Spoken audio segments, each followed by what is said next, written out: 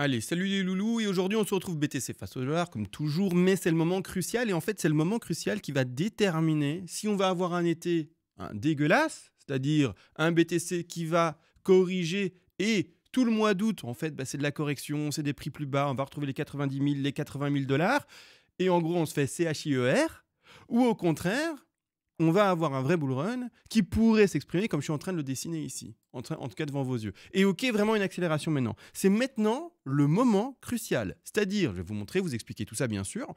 Et attention, je parle en Elliott Wave. D'accord ? Alors, il y a plein d'autres indicateurs. Ils sont bons, il faut les utiliser, il ne faut pas hésiter.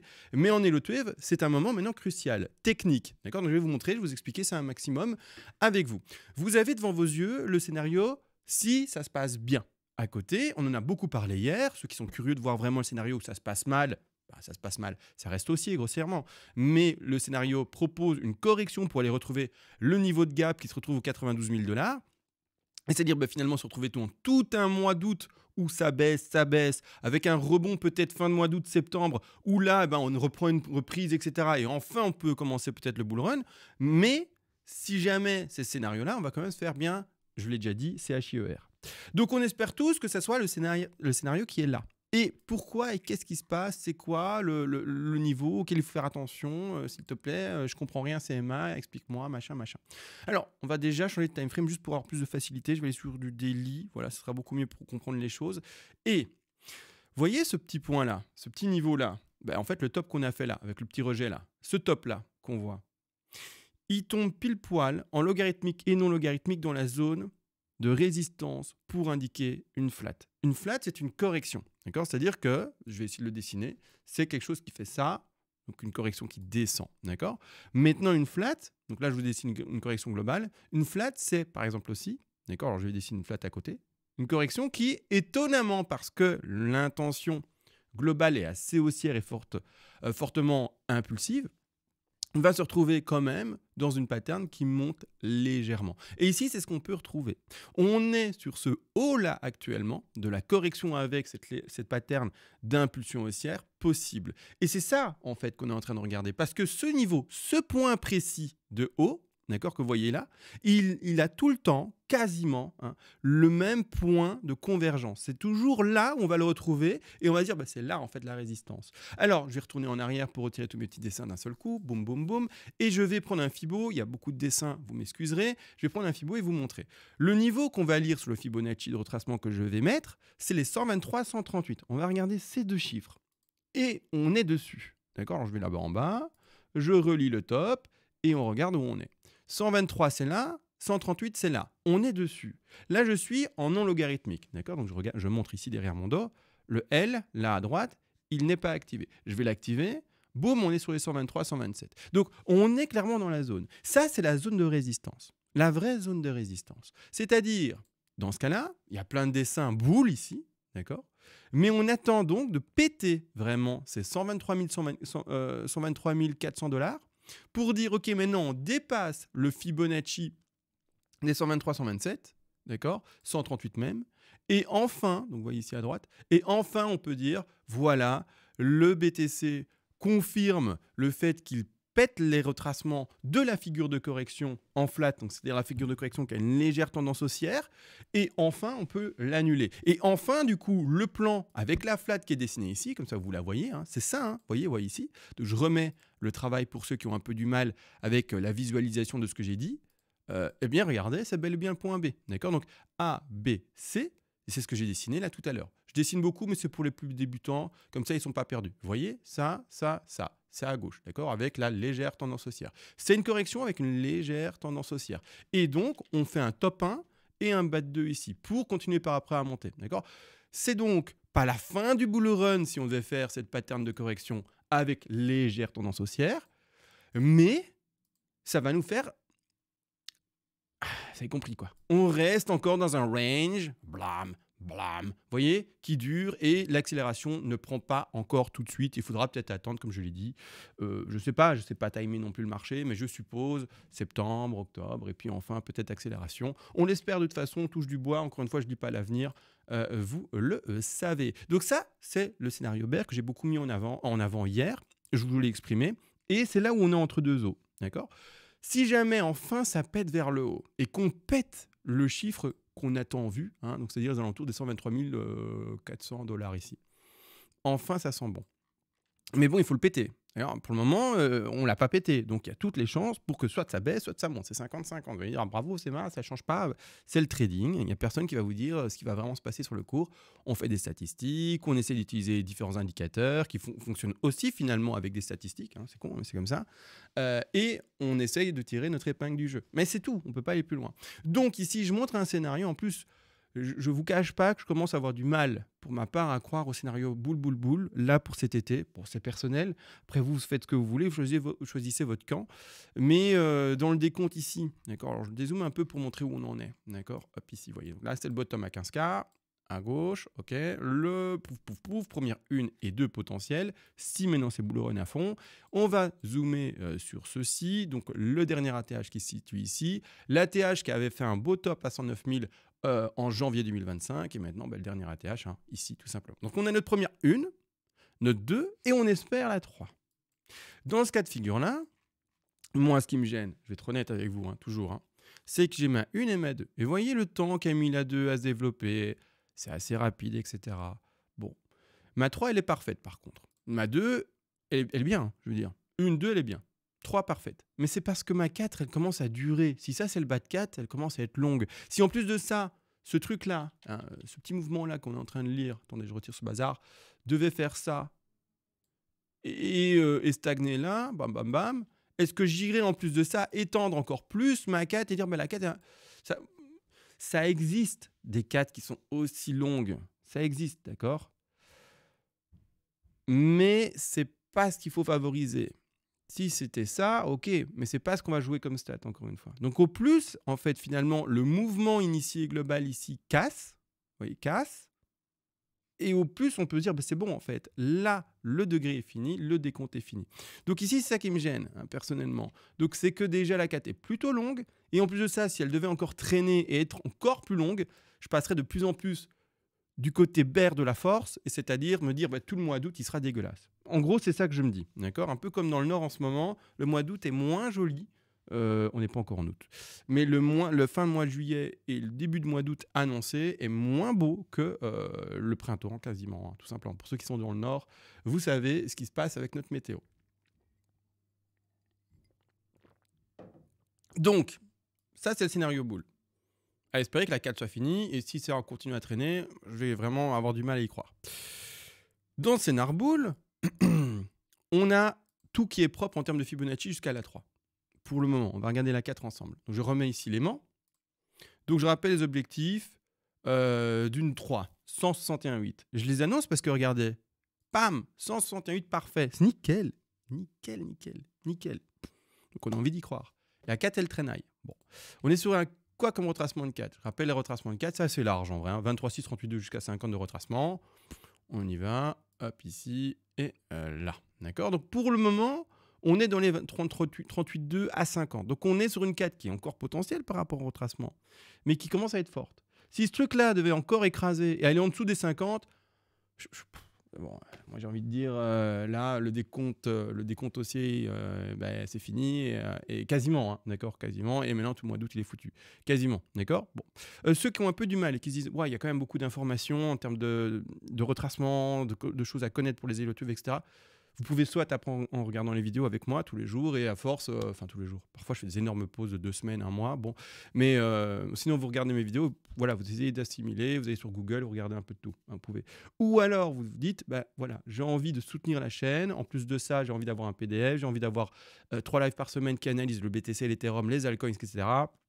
Le forum avec d'autres personnes avec qui je peux partager mes plans, parler, etc. Comme ça, je suis un peu dans ma bulle et le wave et j'apprends avec les autres. Et en plus de ça, pendant les streams, parce que je fais 3 streams par semaine, tu peux me poser des questions. C'est mal, j'ai rien capté par rapport à la ABC, let's go, d'accord? Donc c'est moins d'1 euro par jour si tu prends bien sûr la formule la plus chère, entre guillemets, qui est à 30 € par mois. Parce qu'après, plus tu prends et moins c'est cher par jour. Tu vois ce que je veux dire? Il y a des réductions à chaque fois. Bref, ça c'est la petite pub pour moi-même, pour nous-mêmes. Comme ça, voilà. La chaîne continue, le Discord continue, tout ça continue. Bref. Dans tout ça, ce que je disais, c'est que la 3, elle est parfaite. La 4, elle commence à être forte. Et si elle continue à break, elle sort vraiment des statistiques à favoriser. Mais pour le moment, on va regarder un peu la suite. On va essayer de voir la suite en se disant, bah alors du coup, maintenant, potentiellement, on fait une 2, une 3, une 4 et une 5 et on bondit. C'est possible. On peut très bien faire ça, en fait. Une 2, 3, 4 et 5 et on complète le degré supérieur. Du coup, ça, je vais quand même le mettre en plus fin, hein, parce qu'il il déconne un peu. On a un petit truc un peu léger, un peu discret. Et comme ça, d'accord. Et donc, 1, 2, 3, 4, 5 et on complète. C'est possible aussi. Bon, les boules, il faut s'attacher. Hein. Franchement, cette bougie-là, elle me fait un peu peur. Hein, moi. Après, dans deux secondes, elle se transforme en verre et elle peut me parler de l'infini. Oh, ce serait trop bien, en fait. Comme ça, l'investissement, etc., on se met plein les poches. Je suis pas un peu jaune, là? Non, je vais pas changer ma luminosité, là. Je suis pas un peu jaune, là? Je suis pas comme ça, dans la vraie vie. Je suis pas aussi bronzé, quoi. D'accord, je suis souvent au soleil, mais c'est la lumière la plus froide que je puisse, là. Voilà, c'est plutôt ma vraie couleur. Bon, pas grave. Ça m'éclate les yeux, du coup. On va faire avec. C'est pas grave, on va faire avec. Hop, moins fort. Et on remet... Oh, c'est très bien, ça va. Bon, bref, du coup, on va regarder ici. Quelqu'un qui se dirait, bon, ben, je vais essayer de la zone d'achat. Pour moi, je suis méga boule. Je monte, let's go, le marché. Maintenant, tout le mois d'août, ça va être tout vert, c'est magnifique. Ok. Quels sont les objectifs haussiers de ce truc court-termiste, court terme? D'accord? C'est-à-dire, au moins, normalement, on retire les 5 vagues là, je peux les retirer. Au moins, normalement, les 100% de Fibonacci ici. D'accord? Pour ce sous-degré. Malgré tout, je veux quand même insister sur une chose, c'est que ce degré-ci, il faudrait croire qu'il doit compléter le degré ici en bleu. Et ce degré bleu, ben, son objectif, je ne suis pas en lock quand même, je retire le lock là, son objectif à lui, c'est d'aller chercher les 161,8. C'est tout ça là en haut. Et on est à 158 000. Cette petite vague-là, elle semble un peu timide pour aller chercher jusque là-bas en haut. Il faudrait une sacrée extension de 5. Ça existe, ces extensions de 5. Il faut les voir dans le PDF, etc. Mais là, j'ai la flemme. Mais ça existe, les extensions de 5.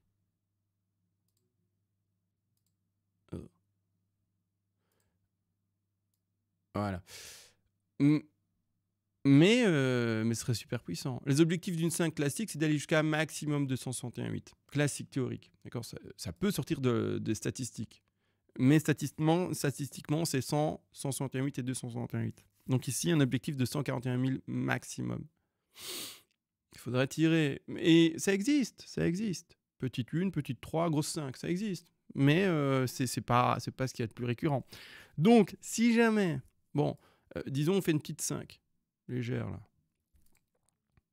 Ben alors, la 3, elle sera phénoménale. Si vraiment c'est le scénario boule, elle sera phénoménale parce que on va devoir, du coup, sous-décompter ça en 1, en 2, en 3, en 4 et puis en 5. Ça va tirer la 3, ça va tirer la grande 4 là, la 5. Et en gros, là, on est parti sur la Lune.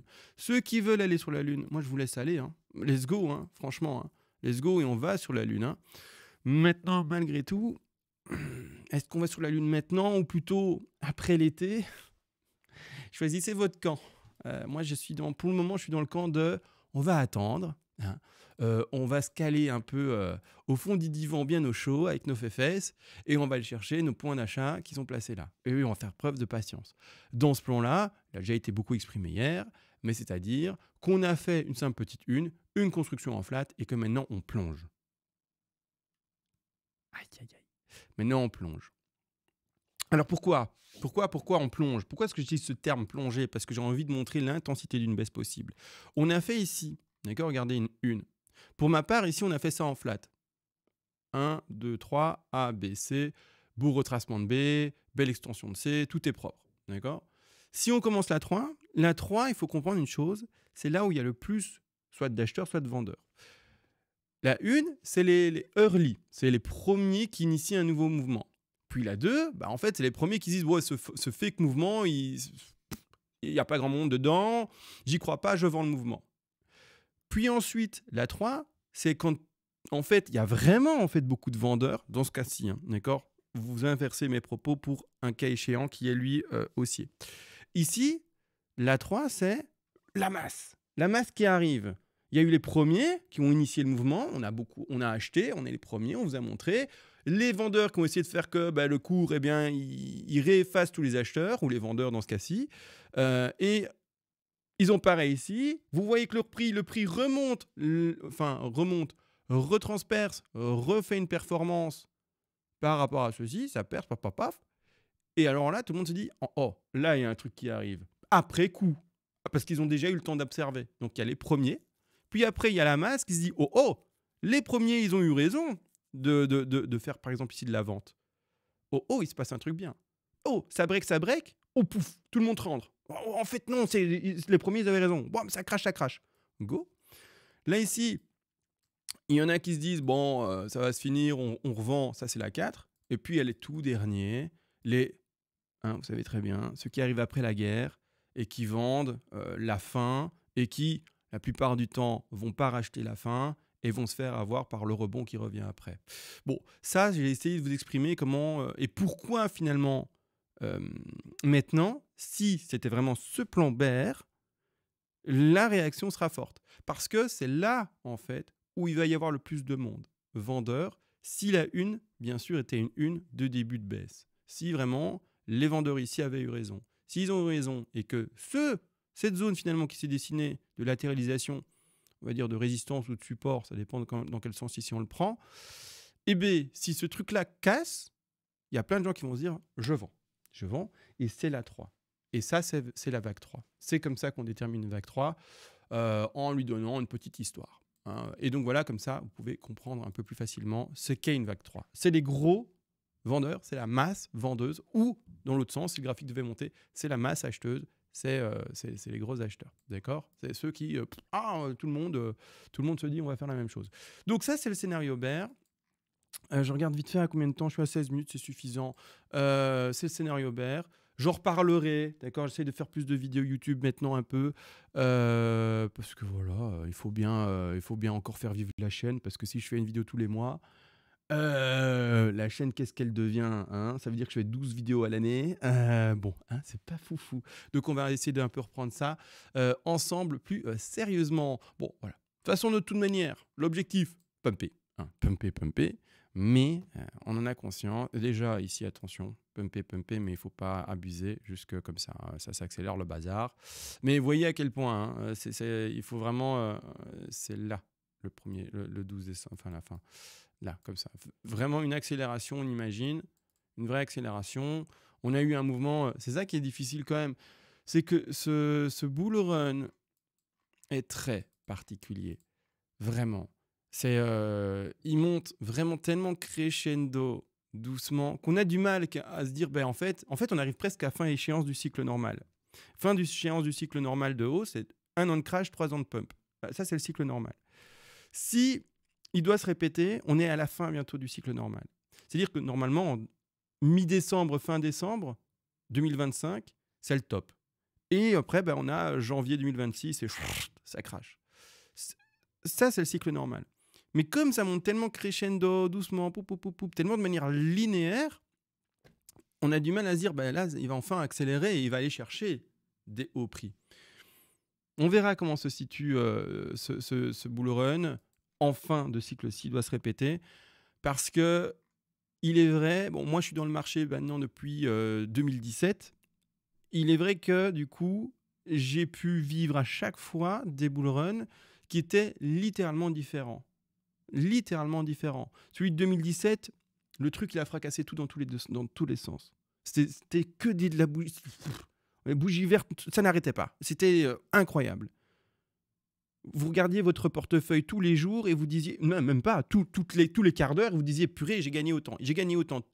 Ça n'arrêtait pas, c'était n'importe quoi.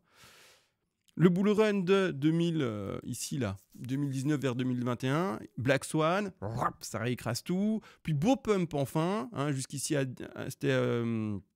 on est en 65 000.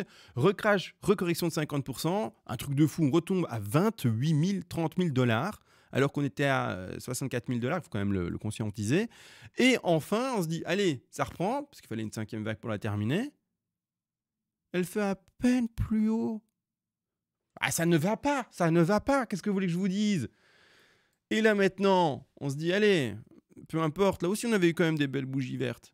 On va le refaire. Et là, c'est vraiment beaucoup plus mitigé, c'est beaucoup plus linéaire. C'est vraiment c'est ennuyeux. Hein. Vous voyez, je ne sais pas si vous voyez de la hype dans le marché, vous.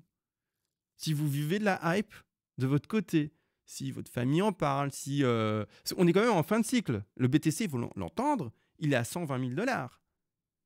Personne n'en parle. Personne. Il est passé à la trappe. Personne ne sait qu'il existe.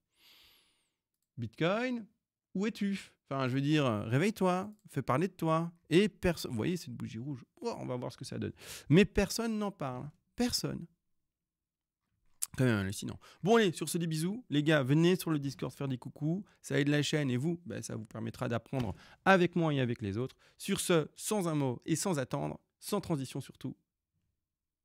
Ciao.